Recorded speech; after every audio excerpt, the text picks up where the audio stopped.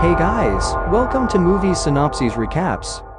The evilest supervillain plans to pull up the greatest escape trick of all time. Will he be able to do it successfully? Let's find out in the movie. After a devastating incident called the Pulse, numbers of people start mutating and acquiring different superpowers. With the rise of superpowered individuals using their abilities for villainy, Santiburon, the world's most dangerous maximum security penitentiary, is designed to withhold the evilest and most powerful supervillains with a device called Power Nullifying Equipment or PNE, which is attached to every prisoner's leg. No one in the prison can use their power. However, managed by the corrupt warden overseer Devlin, Santiburon is not created to rehabilitate the criminal, but to give him hell. One night in an underground car park, a group of goons is punishing one of their members named Jack for failing his mission. Jack was supposed to kill a vigilante called Payback, but ends up killing the man's family instead. Suddenly, Payback appears out of nowhere and starts killing the goons one by one. But when he's down to the last two goons, he finds out that they both have superpowers. One of them is a mutant, while the other one is bulletproof. The bulletproof gives him a decent fight, but Payback just ends him by slamming him face first to the ground. On the other hand, all it takes is one punch for Payback to take down the mutant. Thinking that he is here to save him, Jack thanks Payback, but it turns out that the vigilante just saves Jack to kill him on his own terms. Just then, he shoots Jack in the head. Shortly after, the police arrive and Payback doesn't resist nor tries to escape. A news report then shows that Payback has been sentenced to life imprisonment at Santiburon, and so far, he managed to kill over 50 criminals during his vigilantism. At the same time, in the prison, Devlin is interviewed about the rumors that are being linked to the supervillain prison. The female anchor questions him about the issue of inhumane acts towards the prisoners, which Devlin denies. He says that whatever they are doing to the prisoners is what they deserve. He also proudly states that during his term, nobody, not even the most powerful supervillain, has managed to escape Santiburon. A little later, Payback and 3 more prisoners arrive in the prison. There, they are greeted by Captain Brody, who explains to them the use of PNEs. While doing so, Officer Liz scans the prisoners. Upon discovering the ability of the prisoner named Diego is empathy, she laughs at him for having such a lame power. When she scans Payback, another officer mocks him, saying that he's not intimidating in person as he is on TV. But when Payback scares the officer, he immediately gets away from him, making Payback laugh. At this time, Liz suddenly punches Payback in the stomach, and he falls to his knees. As it turns out, Liz has the ability of super strength, and she warns him to never piss her off again. Sometime later, Payback goes to the playground and immediately gets into a fight with another prisoner named Jim. Yet, instead of stopping them, Liz and the other officer just stand there watching the two prisoners brawl. Devlin is eating popcorn while watching the fight from his monitor, looking like he's having fun watching them. Meanwhile, Diego gets acquainted with another prisoner named Gordon. Seeing the guards doing nothing, he asks Gordon if the guards will just let Payback and Jim fight. According to Gordon, they will not stop the fight unless someone is about to die. When Jim elbows Payback on the nose and makes him bleed, Payback draws a cross on his face using his own blood and summons all his strength to fight. He eventually gets the upper hand, but when he is about to finish Jim off, the guards step in and electrocute both prisoners. Liz orders Payback to stand down, but he refuses. Because of that, he receives a beating from the officer. After the commotion, Gordon gives Diego a quick tour of the prison, while telling him about some of the basic rules of the place. The first rule is to never make a mess, literally and figuratively. Next is to not allow any prisoner to drag him into trouble. If he ever gets caught by the guards doing something illegal, his sentence will be extended. Lastly, he should never be in debt with anyone else, regardless of whether they're guards or co-prisoners. After learning all the rules, Diego asks about the conspiracy theory that there are some illegal experiments done with the supervillains in Santiburon. According to Gordon, there used to be an experiment about how to disable the ability of the prisoners, but that was long before. This experiment resulted in the development of power nullifying equipment. Now, there are no more experiments, legal or illegal, done in the prison. Gordon then asks Diego what crime he committed for him to be sent to Santiburon. It is said that the Lobe has mind-controlling power, and once mind-controlled a mother into killing her own family. Suddenly, Gordon starts whispering and pointing to a cell behind him, saying that the cell of the Lobe is there. He then warns Diego that the last person he wants to mess with is the Lobe, because he's the most dangerous villain detained in the prison at the moment. When they are talking about him, the Loeb gets transferred into a dark room where he faces his parole trial. It is his fourth time applying for parole. Unfortunately for him, this time he gets the same answer as before. Thinking that he may never have the chance to get out again, he curses and mocks the interviewer in the hearing afterward. Devlin suddenly appears and talks about his retirement, saying that staying in this prison didn't make him rich. That is why he is threatening the Loeb to transfer his billion-dollar fortune to his account. Seeming to have an ace against the supervillain as a powerless prisoner, the Loeb has no other choices. Their conversation ends with him agreeing to give all his money to Devlin. Meanwhile, at the clinic, the prison doctor, Dr. Isabel, is attending to Payback and two other prisoners. There, she witnesses how Liz threatens to hurt Diego, who is just picking up the trash. When the officer is gone, Isabel apologizes to Diego, saying that not everyone will hurt him. Just minutes later, Liz comes back and notifies the doctor that the Loeb is ready for his psychological assessment. But without her noticing, Payback, who just woke up, sneaks behind the doctor and chokes her until she loses consciousness. After that, he turns his attention to the Loeb and wants to take the opportunity to kill him. Facing this powerful killer, the Loeb doesn't panic and keeps his calm. He gives a smile to Payback. Diego immediately arrives to stop him and restrains him long enough until a guard arrives. After the incident, Diego becomes quite famous among the other prisoners and gains their respect. Gordon tells him he did a good job and that he must utilize this respect to survive inside the prison. A little later, a mutant named Darius, who works as a personal guard for the Loeb, approaches their table to tell Diego that his boss wants to talk to him. When Diego arrives at his cell,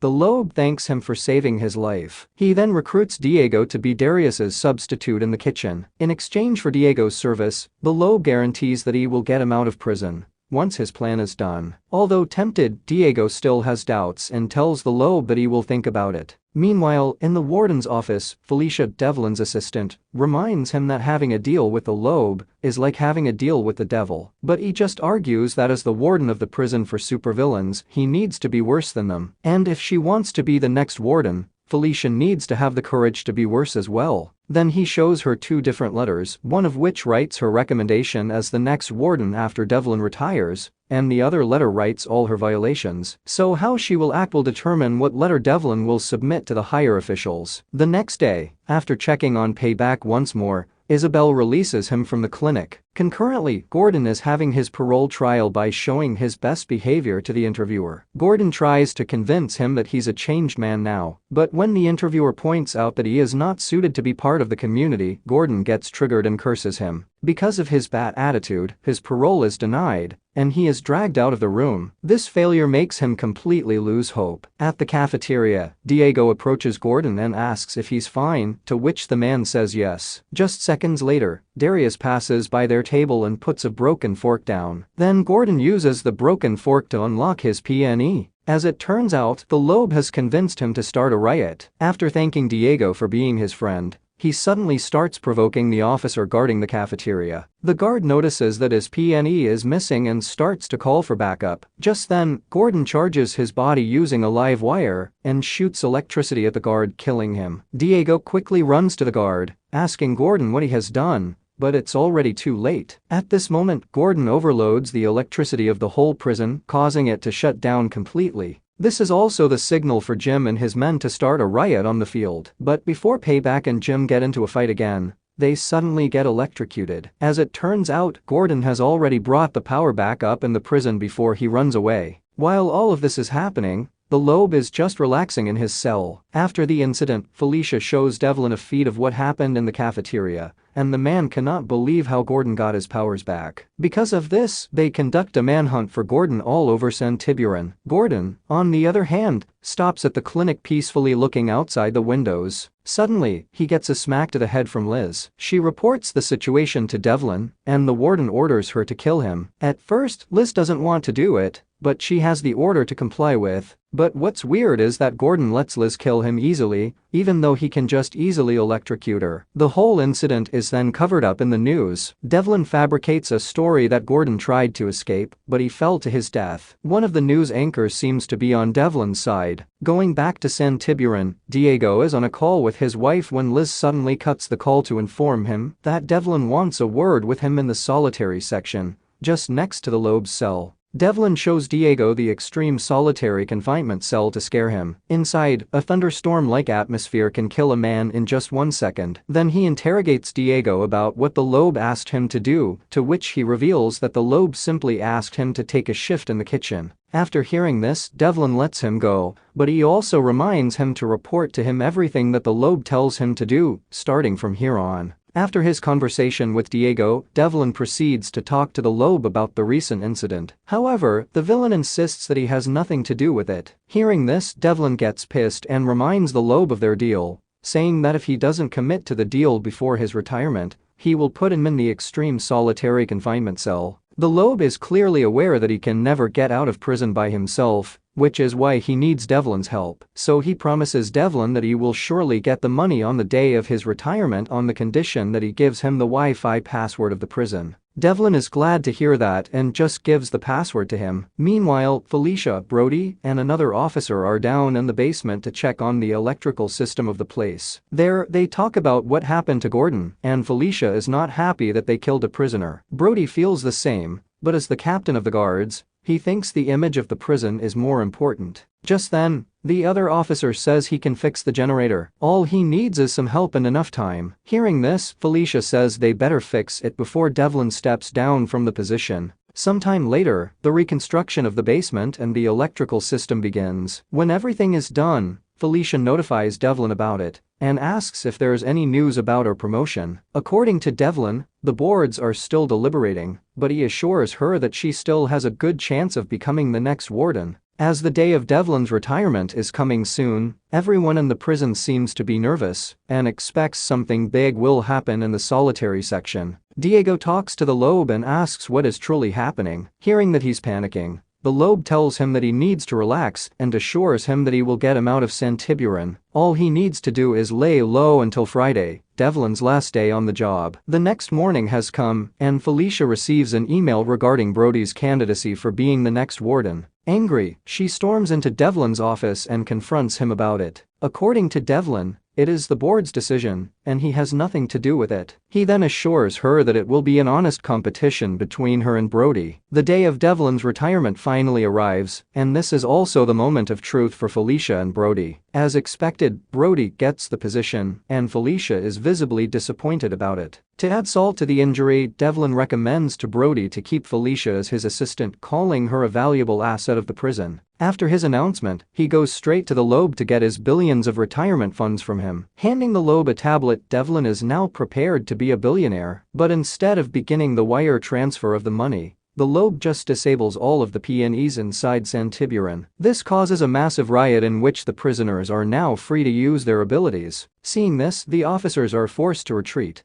except for Liz, who can fight the rioting supervillains. Meanwhile, Diego, who's currently on shift at the clinic, starts suffering from all the feelings filling his head upon his abilities return. Luckily for him, Isabel is there to help and calm him. All the while, Felicia warns Devlin about the whole situation, but when he's about to go out, he gets locked inside the Lobe's cell. As the riot continues, the prisoners start wreaking havoc, beating and killing every guard, and even another prisoner that comes their way. Furthermore, Payback and Jim take this chance to settle their beef against each other. However, because of his hardened body, Jim is clearly having the upper hand in the fight. Luckily for Payback, Jim gets distracted by another prisoner, allowing him to escape. Just inside the compound, Brody radios Felicia and asks what he should do. According to her, he must reset the electrical system in the basement, and that will allow the PNEs to be reactivated. The problem is, Jim sees Brody and starts following him. When Brody reaches the basement, his connection to Felicia starts to weaken,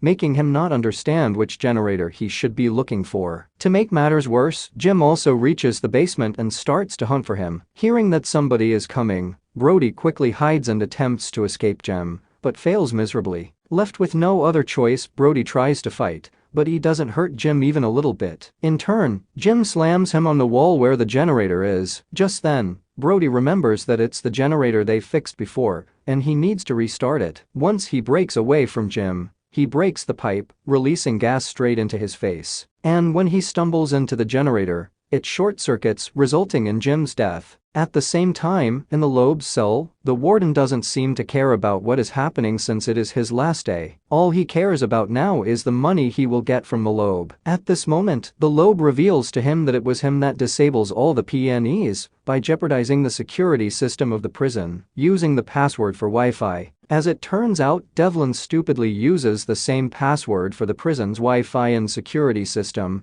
allowing him to easily access it. However, Devlin still thinks that he's winning, especially since the money transfer has just been completed. Yet he doesn't know that the Loeb is not yet done and has one more trick up his sleeve. Looking directly at the Loeb, Devlin feels something is off with his brain. Then all of a sudden, he punches the Loeb. After a while, the power gets back and all the PNEs get reactivated again. With the prisoners losing their powers, the riot eventually ends. The guards also arrive at the Loeb's cell and unlock the door. Devlin then orders him to put the Loeb into the extreme solitary confinement cell. Outside, Felicia is waiting for him, and to her surprise, Devlin assigns her as the new warden of San Tiburon. Meanwhile, Payback is sitting on top of the bodies of dead prisoners while laughing victoriously. After a few days, Diego visits Isabel at the clinic to tell her that he's being transferred to where his empathy ability will be more useful. At the same time, Felicia just moves into her new office as the new warden. On the other hand, Brody decides to quit and gives the captain rank to Liz. The movie ends with Devlin picking up the newly released Arius, revealing that he is actually the Loeb living in Devlin's body. Corrective measure is a great approach to prison movies by adding superpowers to the plot. It's like watching Suicide Squad's background characters surviving their daily lives in prison. Plus, the good music definitely adds to the hype. Although not a perfect movie,